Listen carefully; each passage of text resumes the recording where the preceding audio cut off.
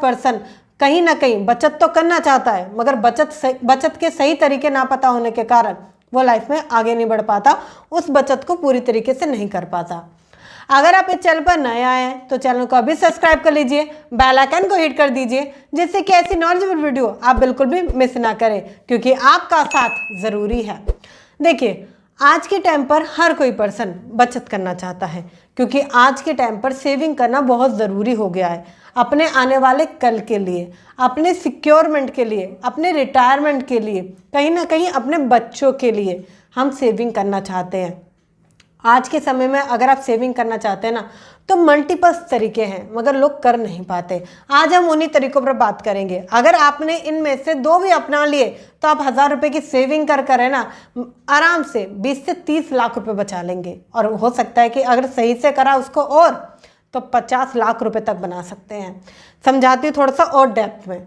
देखिए, पहले बात करते हैं कि 1000 रुपये की बचत कैसे करेंगे, क्योंकि कुछ लोगों को परेशानी होगी कि मैम मेरी सैलरी तो बहुत कम है, मेरी सैलरी से ऊपर मेरे खर्चे हैं और महीने के एंड में कुछ नहीं बच पाता है।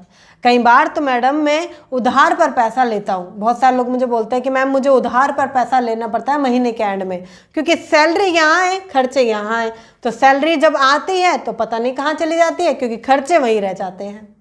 तो अगर आप भी ये प्रॉब्लम फेस कर रहे हैं तो मैं आपको बताऊं, शुरुआत कीजिए छोटे खर्चों से। मैं जानती हूँ महीने का दिन की बात करते हैं, दिन का 50 रुपये खर्च हो जाता है। चलिए 50 रुपये अगर मैंने ज़्यादा कह दिया है तो दिन का आप आराम से 30 रुपये तो खर्च करते ही करते हैं। ठीक है, अगर इस 30 रुपये को आप दिन के हर दिन बचाते हैं और हर महीने तक इसको बचाते हैं, ठीक है, हर महीने बचाएंगे, एक महीने में आपके पास लगभग 900 रुपये हो जाएंगे, मतलब कि लगभग 1000 रुपये के आसपास। ठीक है, और अगर आप महीने का दिन का 40 रुपये या 50 रुपये बढ़ाते हैं तो थोड़ी सी अमाउंट और बढ़ जाएगी। समझ रहे हैं मेरी बातों को कि थोड़ा सा अमाउंट और बढ़ जाएगा, तो ये फ़ायदेमंद है। साथ ही साथ अगर आप थोड़ा सा और बचा सकते हैं एक्स्ट्रा, तो आप शुरुआत करें दिन के 100 रुपये बचाने से।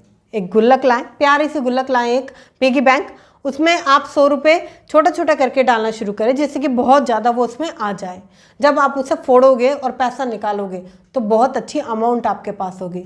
सेविंग के लिए बहुत ही पुराना और कारगर तरीका है, क्योंकि आज के समय भी लोग इसे अपनाते हैं। क्योंकि अगर आप ऑनलाइन रखते हैं या कहीं भी रखते हैं तो पैसे बहुत जल्दी चले जाते हैं। ये ऐसा तरीका है जिससे कि पैसा धीरे धीरे जुड़ते क्रम में आपको खुद दिखेगा। जब वो भरने लगती है ना, बजा कर देखिए, आपको खुद अच्छा फील होगा। तो इसी तरीके से आपको उसे पैसे को बचाते चले जाना है। 100 रुपये या 30 रुपये, 40 रुपये, इस तरीके से बचाएं। जब हम महीने का 1000 रुपये बचा लेते हैं, अब बात आती है कि इस 1000 रुपये को हम लगाएंगे कहाँ। स्टार्टिंग के तौर पर इसे प्लीज़ बैंक में मत रखिए। सबसे पहला पॉइंट है ये, बैंक में मत रखिए।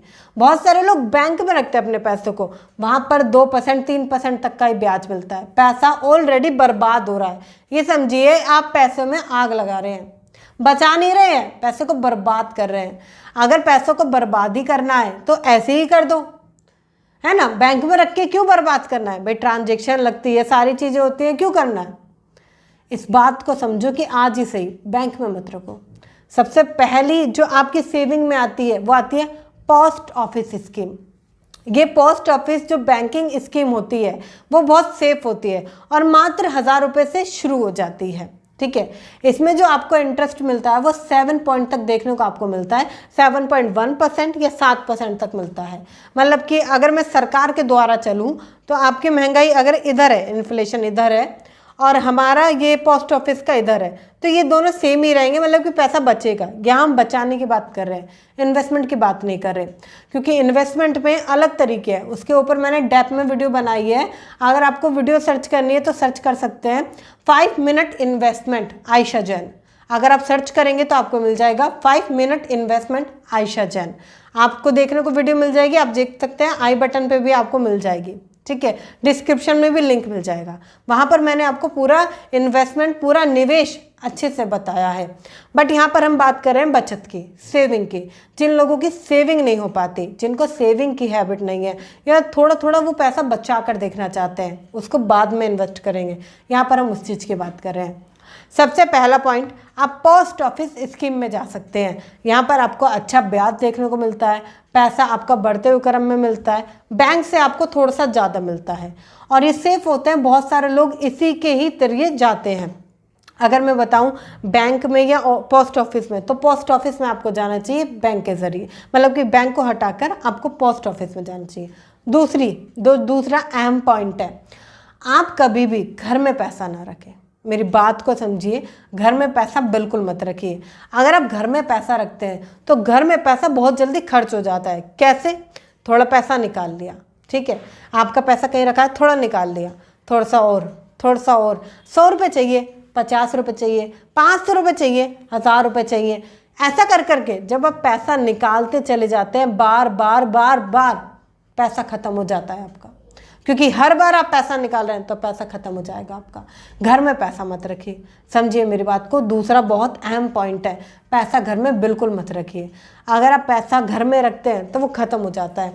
थोड़ा सा रखिए, मतलब कि हो सकता है 50-60 हज़ार रुपये, 1 लाख रुपये, जो आपको कभी ज़रूरत पड़ने पर मिल जाए, ठीक है, या आप कैश में रखे हो, कभी जरूरत पड़ जाए। मगर सारा ही पैसा घर में रख रखा है आपने, कहीं भी इन्वेस्ट या कहीं भी सेविंग स्कीम्स में नहीं डाला है, तो ये बहुत गलत हो सकता है, क्योंकि पड़े पड़े हुए पैसा बेकार हो रहा है। इससे अच्छा कुछ ना कुछ आपको मिलता रहेगा ब्याज, तो वो ज़्यादा बेनिफिशियल है। थर्ड पॉइंट आता है पीपीएफ अकाउंट की तरफ आप जा सकते हैं। इस पर आपको 7.1% तक का इंटरेस्ट मिलता है, इन्फ्लेशन से थोड़ा ज़्यादा मिलता है। मैं जानती हूँ मेरे कुछ व्यूवर के मन में एक सवाल होगा कि मैम इन्फ्लेशन आप हमेशा 10% बताते हो, आज 7% कैसे? सरकारी इन्फ्लेशन मैं आपको बता रही हूँ, ठीक है, गवर्नमेंट का इन्फ्लेशन मैं आपको बता रही हूँ, बट एक्चुअल जो इन्फ्लेशन है वो 10% है। क्योंकि मैंने आपको कई बार बताया है कि हमारी 100 चीज़ों का वो औसत लगाकर हमें इन्फ्लेशन बताया जाता है। उसमें से हमारी 90% चीज़ें हमारी काम की नहीं होती है। 10% का अगर आप औसत निकालेंगे, जो 10 चीज़ें काम की है उनका औसत निकालेंगे, तो हमारा इन्फ्लेशन 10% ही बैठेगा। महंगाई हर साल 10% की दर से बढ़ रही है। अगर आज कोई चीज़ 100 रुपये की आ रही है तो कल वो 110 की आएगी ही आएगी। ये मैं आपको मैं गवर्नमेंट की तरफ से बता रही हूँ, जिससे कि आप थोड़ा सा बस समझ पाए कि हाँ, यहाँ सेविंग करें। सेविंग का मतलब क्या होता है, मैं आपको एक रूल बताती हूँ। सेविंग इक्वल इन्फ्लेशन, मतलब कि जब जब आप सेविंग करते हैं तो आप इन्फ्लेशन के बराबर ही पैसा सेव कर पाते हैं, इन्फ्लेशन से ऊपर नहीं जा पाते हैं। इस बात को समझ जाइए, ठीक है। अगर आप इस पॉइंट को ऐसे बोलें कि मैं इन्फ्लेशन कर रहा हूँ तो भी ठीक है, क्योंकि आप सेविंग और इन्फ्लेशन दोनों ही बराबर हैं। पीपीएफ की तरफ आप जाते हैं, 7.1% तक का आपको इंटरेस्ट देखने को मिलता है। और एक लॉन्ग टर्म के लिए, क्योंकि 5 करके आगे बढ़ जाता है, तो एक लॉन्ग टर्म के लिए आप जा सकते हैं। इसके टाइम पर आपको ही समझना पड़ेगा कि सही सेविंग कौन सी है। बहुत सारे लोग सही सेविंग नहीं कर पाते, जिसकी वजह से वो हमेशा प्रॉब्लम में जाते हैं और कहीं ना कहीं उनका जो पैसा है वो खर्च या ख़त्म हो जाता है। तो पीपीएफ के तरफ जाना एक बेस्ट पॉइंट हो सकता है आपके लिए। अगर मैं नेक्स्ट पॉइंट की बात करूँ, जो फोर्थ है, वो है आपका एसआईपी। एसआईपी होती है सिस्टमैटिक इन्वेस्टमेंट प्लान, मतलब कि आप हर मंथ एक पैसा, एक अमाउंट, हो सकता है 500 रुपये, 1000 रुपये, 10,000 रुपये, ठीक है, आप एक अमाउंट हर महीने इन्वेस्ट करते हैं। 10 साल के लिए, 15 साल के लिए, 20 साल के लिए, 25 साल के लिए और आने वाले रिटायरमेंट के लिए आप प्लान करते हैं। एसआईपी एक बहुत अच्छा तरीका हो सकता है, क्योंकि एसआईपी पर मात्र 1000 रुपये से शुरुआत कर आपको 12% तक का वहाँ पर ब्याज देखने को मिलता है। 15% भी वो बढ़ जाता है, कंपनी की ग्रोथ पर डिपेंड करता है, तो 15% या 18% भी लोगों को देखने को मिलता है। तो वहाँ आपको इंटरेस्ट रेट अच्छा है। एंड यहाँ पर आपको मिलती है कंपाउंडिंग।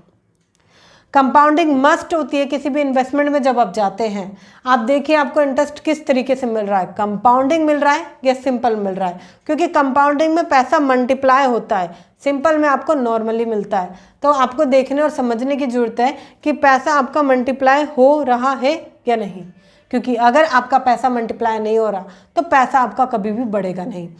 अगर आप इस चैनल पर नए आए हैं तो ये शेयर कीजिए उन लोगों के साथ ये वीडियो जिनको ज़रूरत है, जो 1000 रुपये की बचत को सही जगह लगाना चाहते हैं। अपने 1000 रुपये वो एक सही जगह लगाना चाहते हैं, तो आप उनकी एक छोटी सी हेल्प ज़रूर करेंगे और मुझे पता है आप ये वीडियो ज़रूर शेयर करेंगे। तो शेयर कीजिए उन लोगों के साथ जो 1000 रुपये से सही इन्वेस्टमेंट करना चाहते हैं या सही सेविंग करना चाहते हैं। अगर आपको ये वीडियो अच्छी लगी है तो लाइक कर दीजिए, चैनल पर नए आए हैं तो चैनल को अभी सब्सक्राइब कर लीजिए, बेल आइकन को हिट कर दीजिए, जिससे कि हमारा रहेगा एक लंबा नाता।